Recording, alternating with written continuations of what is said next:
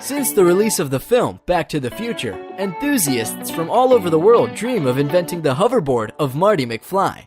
Today we will talk about the most famous flying devices, from hoverboards, powerful jetpacks, and tricopters, to large personal inventions that you can turn into a superhero for a few moments. Thank you for watching. First of all, there are two machines that remind the hoverboard in its usual form. It's Hendo and Lexus hoverboards. The old school, hovering board by Hendo. Yes, it looks like the one Marty had in the second part of Back to the Future. Not so cool, but real. But for the next couple of decades, you can forget about the opportunity to get to the office on such a board. This hoverboard is only able to fly on an aluminum or copper surface. It's basically uncontrollable and emits a loud piercing sound, which makes this invention almost pointless. The next project was Lexus Hoverboard Project that was started with the participation of scientists specializing in magnetic levitation. It is this technology that formed the basis for the hoverboard. Earth's gravity is overcome by cooling the superconductors to negative 197 degrees Celsius. Cooled superconductors cause the skateboard to repel from the special magnetic covering in the skate park. 656 feet of special coating, where experts have installed hundreds of small magnets under the cement and wood skate park to make the dream of Marty's hoverboard real.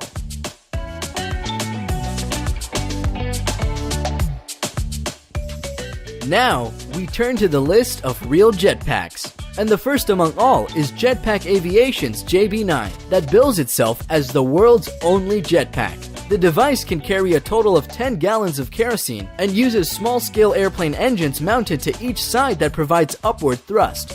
These engines mix ambient air with their exhaust gases to bring temperatures down to a comfortably warm airstream that can keep users floating in the air. David Mayman, the Australian inventor of JB9, debuted his device by flying it over the Hudson River and around the iconic New York landmark.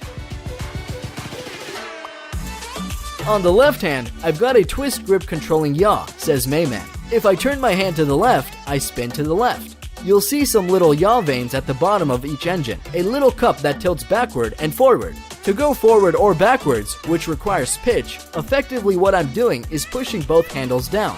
That'll make me go forward. With JB9, you can take off and land from absolutely vertical. You can get an initial climb rate of 500 to 1,000 feet a minute and a speed of 60 miles per hour. So if you can imagine walking out your front door and being able to take off from your porch, it can be real today. But pilot David Mayman and creator Nelson Taylor went further. In 2016, he presented the new jetpack JB10. David Mayman, the Australian pilot of the JB9, debuted his new JB10 by flying it over the Principality of Monaco. Powered with two engines that produce more than 1,000 horsepower, the new device can gain the horizontal speed of up to 120 miles per hour. JB10 can stay airborne for 15 to 20 minutes and reach altitudes of over 10,000 feet. Unbelievable for a device of the future. Unsurprisingly, all this gyroscopically balanced truck-sized vector thruster technology isn't cheap. Jetpack Aviation plans to start selling the JB10 in 2019, but to get your hands on one, you'll need to shell out about $250,000. Amazing real-life Iron Man suit that actually flies. Meet Richard M. Browning, the ex-soldier who's created an amazing working jetpack.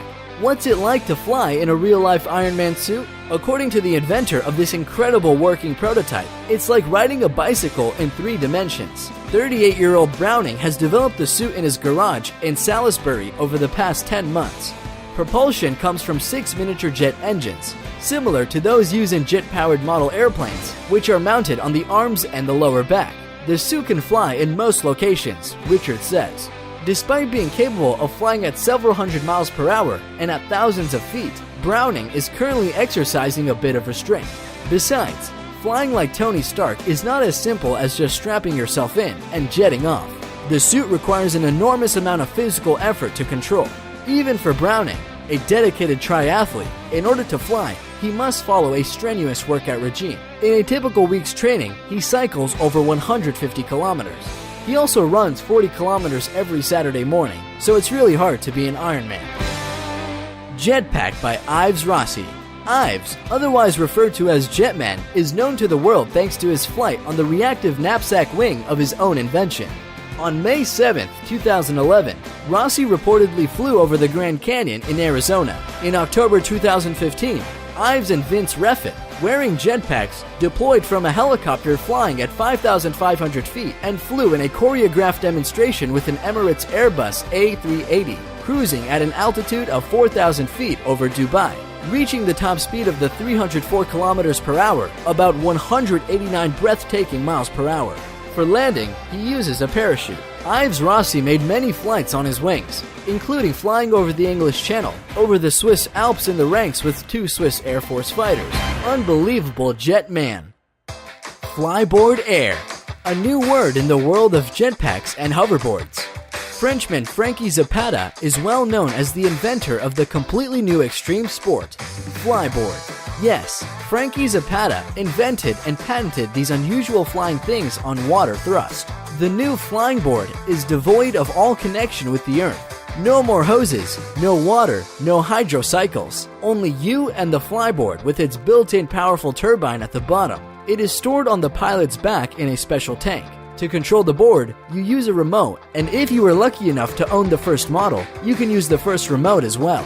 The flyboard is capable of lifting a person to 9,800 feet in height, and the flight time doesn't exceed 10 minutes with a full tank.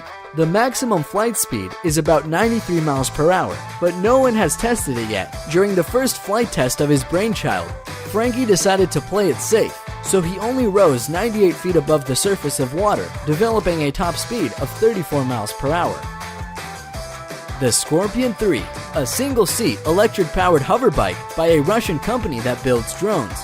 Footage uploaded to YouTube of the inaugural flight is on track to break 1 million views. It shows a tester wearing a motorcycle helmet to guide the hoverboard through the air inside a factory.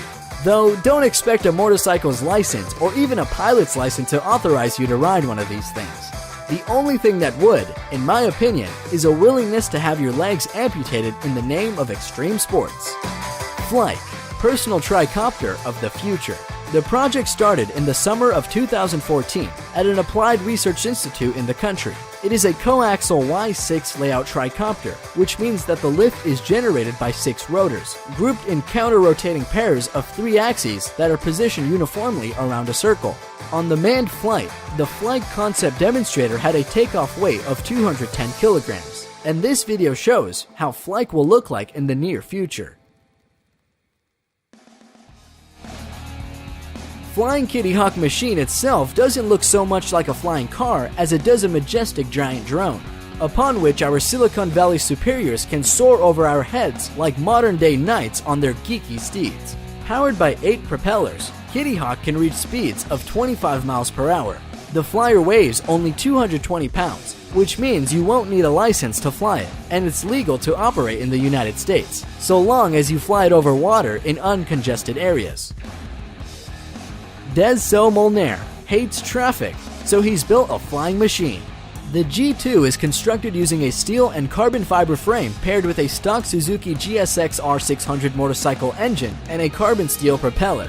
The propeller disengages with the rotor and engages with the transmission, allowing the vehicle to achieve speeds of up to 200 miles per hour on the ground and 90 in the air. Mad Max in real life.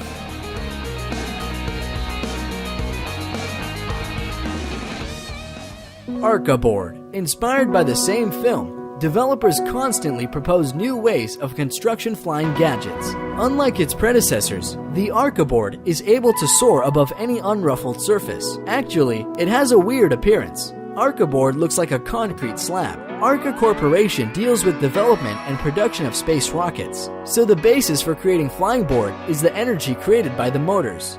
The flight of the device provides 36 electric motors with a total power of 272 horsepower. These start the appropriate number of channeled fans. As a result, Arca board can raise a passenger up to 242 pounds and fly about 1.2 miles at speeds of up to 12.4 miles per hour. The resources of lithium batteries suffice a maximum of 6 minutes, and then the batteries need to be reloaded for 6 hours. Omni hoverboard.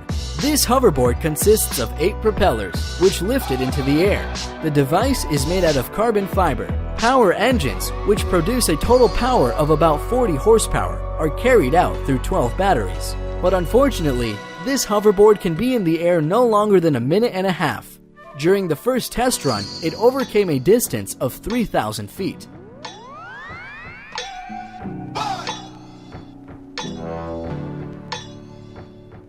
Flying Bike by Colin Furze. A levitating bike that does not fly as low as some previous models, but this design is worth the attention. In addition to these things, Colin Furze's channel is full of cool inventions. You'll find the link to his channel in the description. Our list is coming to an end, and it's time to chill with Hammock Drone. There is a rumor that it is just a well-executed VFX trick in a commercial for Dutch insurance company. Anyway, the idea is as simple as it is beautiful. It's a hammock that not only can move, but can float just about anywhere. While drones are poised to change the worlds of commerce and food delivery, perhaps we should be focusing on how they can change the world of luxury as well. Thanks to all for watching.